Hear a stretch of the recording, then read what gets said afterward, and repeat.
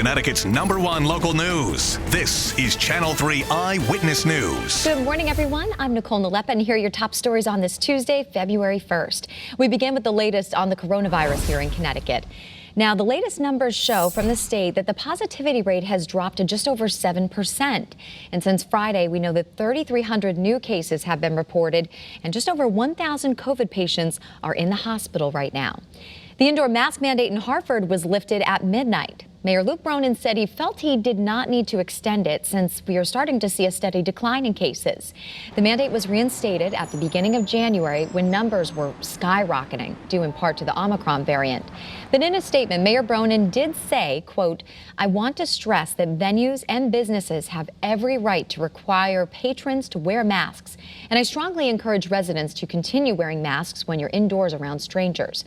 He also stressed the importance of being vaccinated. Watch your bank account. Residents across the state have been reporting cases of mail fraud. And in these cases, checks have been stolen from the mail, and then the name and dollar amounts have been changed. As Channel 3 Eyewitness News reporter Marcy Jones reports, police in several Connecticut cities and towns are trying to track down who is behind this scheme. It's a felony crime that's quickly on the rise in Connecticut. According to law enforcement experts, suspects make the checks look legitimate with a new signature and amount, resulting in a nasty surprise for unsuspecting victims. Recently, Glastonbury has been hit with cases of check washing. Resident Melanie Glennon and her wife Deb said someone intercepted a $14 check of theirs and turned it into a $1,400 check. Deb's bank notified her immediately, but just weeks later, they noticed this was not an isolated incident. We're talking about Deb's experience. I go, wait a minute, let me check my bank. And then I realized it happened to both of us. I was supposed to go to a contractor for my house. They wrote their name over it and they cashed it. Scary stuff. That was Marcy Jones reporting. If you suspect that you have been a victim of check washing, make sure to contact your bank and police immediately.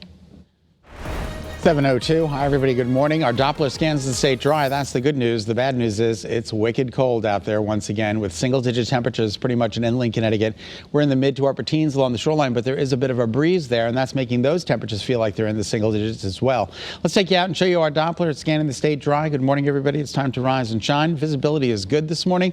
Down a little bit in Willimantic and Groton and Brainerd. You're showing 8 miles visibility, but no problems out there this morning. Getting on the bus, don't be late for that bus because you want to sit in your parents' car this morning. 6 degrees in inland Connecticut, 17 for the shoreline, 25. The kids will be outside for recess today. It's going to feel good with that sunshine, but the clouds are going to quickly roll in by this afternoon and it'll be mostly cloudy. Here comes the sun. Isn't this absolutely gorgeous? Sun is up at 7:03 this morning, so we're just about 30 seconds away, and here it comes up over the horizon. Hartford, 6 degrees. It's beautiful in Middletown. There is a little bit of a breeze there in Middletown, and here comes the sun in Old Saybrook. Now, if you were to show me this picture, I would say that is a summer shot. But boy, it is cold out there this morning. You got to bundle up. And here comes the sun in New Haven, 16 degrees with a wind out of the north-northeast at 12. So 3 below in Litchfield, Willington, 0. We're getting used to these temperatures, right? I mean, yesterday, today, ridiculous. Tomorrow won't be as bad. Berlin at 2 and 15 in Old Saybrook. You can see 4 below in Willimantic, 3 in Norwich, 5 in Salisbury, 2 in Danbury.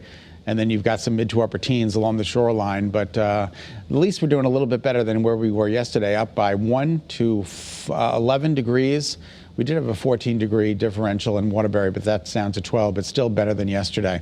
All right, there's that little bit of a breeze that I'm talking about along the shoreline, 7, 12, 13 miles an hour.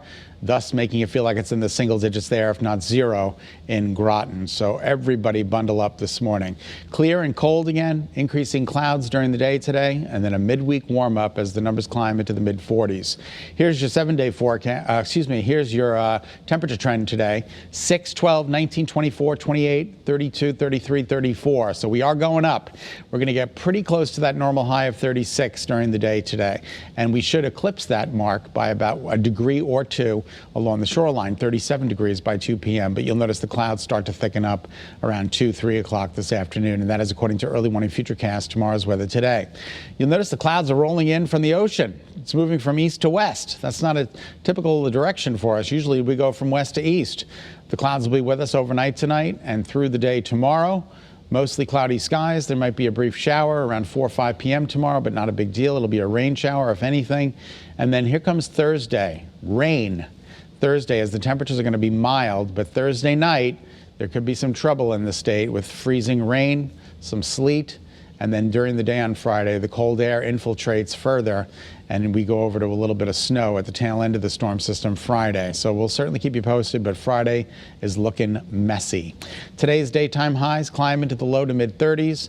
Your overnight lows tonight, much better than this morning in the mid 20s. Mainly cloudy, not as cold. And then your 7-day forecast includes a bit of a warm-up Wednesday, Thursday. Friday, the numbers drop with that mixed precipitation. Friday's looking messy. And then Saturday and Sunday, we're talking about dry weather, but cold weather as the temperatures move back into the mid to upper 20s and low 30s. All right, 7:06 is now the time. Nicole, we'll send it back to you. All right, thanks, Scott. New this morning, a sorority at Southern Connecticut State University is facing backlash today after video of some members went viral. It allegedly shows several Omega Zeta Pi members mocking hand signs and movements associated with Zeta Phi Beta. In a statement, SCSU President Joe Bertolino said, quote, "I want to acknowledge the disrespect and the hurt that this incident has caused. The behavior shown in the video clip is unacceptable and goes against our commitment to being a social justice and anti-racist university." Now, in response, Omega Zeta Pi posted an apology to its Instagram page and said it will not be holding recruitment events for the current spring semester. And at this point, there's no word yet if the sorority will be facing any kind of disciplinary action. Firefighters in East Lyme are looking into what caused this large fire to break out at the Midway Mall Shopping Center. So this all started around 5 o'clock right at the shopping center on Flanders Road. Town officials say they had a lot of help from neighboring communities when it came to fighting those flames. We've had excellent response from surrounding towns and from our own firefighters. So I think they did a great job of containing this and minimizing the damage. Thankfully, no one was hurt. And the road around the shopping center was closed for a long period of time, but it is now back open this morning. Thank you so much for tuning in to Eyewitness News this morning. Remember, you can get news and weather updates anytime on the Channel 3 app. Have a great day. Be healthy, stay positive, and stay warm.